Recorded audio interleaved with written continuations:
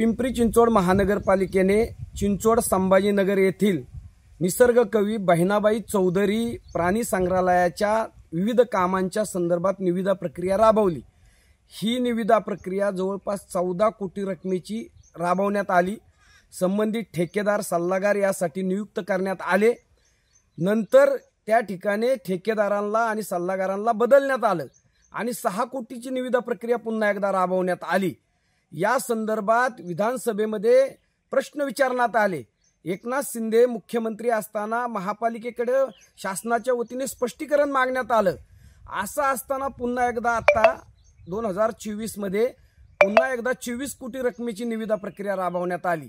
ही निविदा मंजूर करत असताना ज्या ठेकेदाराचे दर जादा दर आहेत अशा ठेकेदाराला हे काम देण्यात आले। कमी दराच्या निविदाधारकाला यामध्ये काम देण्यात आलेलं नाही। खरं तर या संदर्भात महानगरपालिकेचे अधिकारी, पदाधिकारी, सल्लागार आणि ठेकेदार संगनमत करून महापालिकेची कशी लूट करतात याचं उत्तम उदाहरण म्हणजे या प्राणी संग्रहालयाचं काम आहे।